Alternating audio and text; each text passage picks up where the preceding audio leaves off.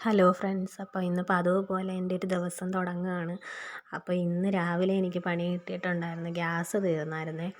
അപ്പം ഇന്ന് ചായ മുതൽ ഇന്ന് അടുപ്പിൽ തന്നെ വെക്കണമല്ല. അപ്പോൾ രാവിലെ ഞാൻ ചായക്ക് വേണ്ടിയിട്ട് പാലടുപ്പേ വെച്ചേക്കുവാണ് കേട്ടോ. എൻ്റെ മക്കൾ രാവിലെ എണീറ്റ് വന്നാൽ ഉടനെ അവർ ചായയെന്നും പറഞ്ഞാണ് എണീക്കുന്നത്. അപ്പോൾ അവർ വരുമ്പോഴത്തേക്ക് ചായ റെഡി ആവണം. അപ്പം ഞാൻ അതിനാദ്യം തന്നെ ചായക്ക് വെള്ളം വെച്ചിട്ടുണ്ടായിരുന്നു. അങ്ങനെ ചായ ഇട്ട് കഴിഞ്ഞപ്പോൾ ഇന്ന് ഗ്യാസ് ഇല്ലാത്തത് കൊണ്ട് പലഹാരം ഒന്നും ഉണ്ടാക്കുന്നില്ല. അപ്പോൾ ഇന്ന് കഞ്ഞി ആക്കാമെന്ന് വിചാരിച്ചു. അപ്പോൾ കുക്കറിലോട്ട് അരി കഴുകി കഞ്ഞിക്ക് വേണ്ടിയിട്ട് വെള്ളം വെച്ചിട്ടുണ്ട്. പിന്നെ നമ്മൾ ചോറ് വെക്കുന്നതൊക്കെ പുറത്തിട്ടാട്ടോ, വെളിയിലത്തെ അടുപ്പിലിട്ടാണ് ചോറ് വെക്കുന്നത്. അപ്പോൾ അതാകുമ്പോൾ അടുപ്പിനകത്ത് എന്ത് വേണമെങ്കിലും നമുക്ക് കുത്തിക്കയറ്റി വെക്കാമല്ലോ, വലിയൊരു അടുപ്പാണ്.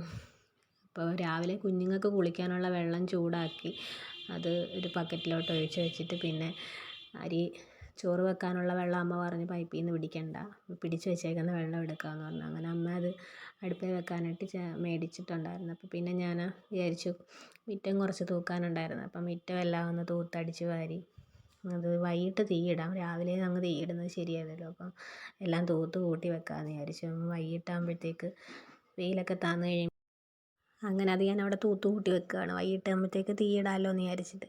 അപ്പോൾ ഇന്ന് ആകെപ്പാടെ ഒരു മൂടാപ്പാണ് കേട്ടോ. ഒരു മഴയുടെ ഒരു ലക്ഷണം പോലെ, ആകെ ഒരു വെയിലും വെട്ടമൊന്നും ഇല്ലാത്ത പോലാണ് ഇന്നത്തെ രാവിലത്തെ ഒരു അന്തരീക്ഷം. എല്ലായിടും അങ്ങനെയൊക്കെയാണോ?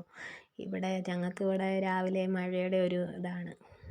ഇനി എവിടെയെങ്കിലും മഴ പെയ്യുന്നുണ്ടോ എന്നൊന്നും അറിയത്തില്ല.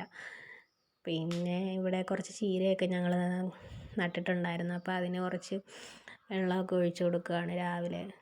പിന്നെ അങ്ങോട്ട് പിള്ളേരെ വിടാനൊക്കെ പോയി കഴിഞ്ഞാൽ പിന്നെ സമയം കാണത്തില്ല. അതുകൊണ്ട് രാവിലെ അതിന് കുറേ വെള്ളമൊക്കെ അങ്ങ് തളിച്ച് കൊടുത്തു.